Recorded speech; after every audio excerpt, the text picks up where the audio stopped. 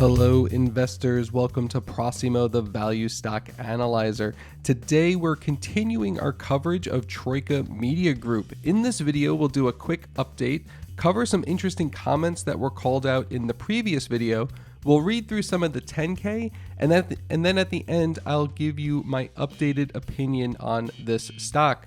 Please give us a like and subscribe. Your subscriptions really mean a lot to the channel and allow us to continue making this content for you. So today, Troika is trading at around 22 cents. At 22 cents, we are down considerably from the weekend where we were sitting at 27 cents. However, the entire market is most of the market is down right now because of Silicon Valley Bank and a little bit of shakiness in the banking sector. The loss of 5 cents here between Monday and Thursday doesn't really concern me. The whole market is freaking out, and for good reason. Bank collapses are never a good thing. The first comment from the video I want to call out was from Robert, and it said the reason why it was speculated is because this would be like a restart. The owners took 100% of the profit as bonuses. The CEO got $3 million each and bonus on top of it. They invest 0% in their company. There is no future. I wanted to verify some of this, so I took a look at the 10K, which Robert also suggested I do in another comment. So if we pull up the 10K, the latest 10K that I could find, we can actually see here executive compensation. So again, the 10K is an annual filing that public companies have to report back to the SEC on all of the company's operation, accounting, and business and risk. It's a really long document. It's typically around 100 pages, sometimes longer, depending on the complexity of the company. It is a lot to read. Even though it's a lot to read, there is a lot of good information, especially as a value investor. I'm not looking to make a lot of money really, really fast with a stock. I'm really interested in the long-term prospects of a company that I invest in. So a 10K is almost an absolute must whenever I'm thinking about investing in a company. So that being said, we can see here executive compensation. We can see here CEO Robert Machinist. We can see executive compensation from 2021 and 2022. I actually don't see the $3 million bonus for either of these years. We could see their salary $235,000 and $270,000 from 21 to 22. The salary actually went down. We could see a cash bonus of $100,000 in 21, no cash bonus in 22, and then we can see a stock-based compensation of $1.5 million. Now that is a lot of money, but it's stock-based compensation typically means he got stock options, so the right to purchase the stock at a certain price.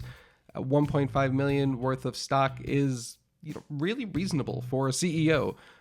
Actually, and I would also argue that the CEO's base salary of 270K is probably a little bit on the low side for a CEO. We could see other compensation, paid deferred comp earnings, $158,000 for a total of $2 million in 21 and only a total of $244 in 22. So, that being said, I actually don't see anything malicious here in the 10K on compensation. Looking across the board around all executives here, I don't see any really red flags here. There are higher paid people on the executive team. Chris Broderick, COO and CFO, has a much higher base salary. Again, not surprising. These salaries are far more in line what I'd expect an executive to make at a public company. Another comment that was called out was that earnings were recently released, last week in fact. I have taken a look at that from some of the reports, but unfortunately they're not updated through our data feed yet on Prosimo. Once they are, we'll do an updated video on the entire balance sheet and income statement from the previous quarter. They were positive. There was a lot of revenue in the last quarter, which is a good sign. In fact, their revenue growth is perhaps the most impressive thing about Troika Media Group, growing year over year at the very least 618%. I think based on their current quarter and continued forecast that this will be even greater this year. The other thing in the 10K I wanted to call out, and it's usually the first section I jump to whenever I read a 10K, is the risk factors section. So risk factors are things that the business feels are material risks to their business, and usually this gives you a really good idea about the risks for the industry as a whole, but also risks that might be more pertinent to the company that you're looking at. There's a typical disclaimer here about investment in our company is very speculative and involves high degree of risk. I would say that's 100% true. One of the risks that gets called out in here is about how they don't have a lot of clients, and a lot of their revenue comes from, just individual clients. And that is a massive risk for a company, for any public company. The number of customers you have is incredibly important. The more customers you have, the more room you have to lose a few and not have it have a material impact to your business.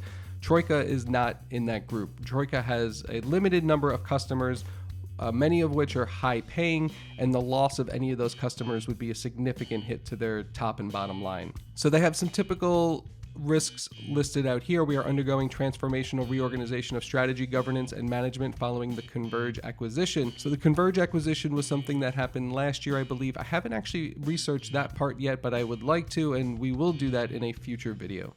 Next here, we rely on a rapidly changing industry and new business model, which makes it challenging to assess our business and our prospects of success. This is just saying that they struggle to forecast their business, and for the most part, Wall Street doesn't like that. Wall Street wants companies that can forecast their business to a certain percent certainty.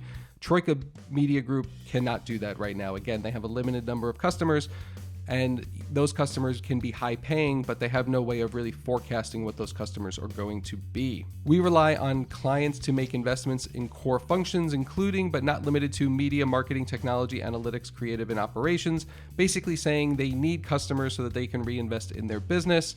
If they don't have a lot of customers, they cannot reinvest in their business, plain and simple. Here's the big one. If we lose major clients, our revenue will decrease and our business may be harmed. We expect that a limited number of clients will continue to account for a significant percentage of our revenue, and the loss of any one of these clients or a material reduction in their investment with the company could decrease our revenue and harm our business. This is the biggest risk factor as far as I can tell for Troika Media Group. If they lose one of their customers, if there's a contraction with one of their customers, they are in a lot of trouble, and this stock becomes worth a whole lot less than it already is. We do not have long-term agreements with our clients. Again, this is not ideal. You want long-term contracts. You want to you want to land a 10-year contract with a high-paying client. They don't have that. They have short-term clients. Their clients can churn or contract at any time, which would be, again, material impact for their business. Our clients don't work exclusively with us and are open to working with competitors. Again, so they don't have long-term contracts. Their significant part of their revenue comes from not many customers, and their customers are willing to work with competitors. These are legitimate risks. These are things that you need to think about before investing in Troika Media Group. A lot of these other risks are pretty standard. We rely on our management team and other key employees. They don't have a lot of employees. I think if we go back to the Proximo About page, 208 employees, not a huge number. Our client investment and business needs are often subject to seasonality and may fluctuate significantly during the course of the year, like boilerplate risk stuff that you would see on a lot of 10Ks. So I'm going to pause here for today's update. What does all of this mean? How would I summarize it? I still think that there is a lot of potential in Troika, but it's one of those very high risk, high reward type of investments. I don't think it follows the typical value playbook that I would typically invest in.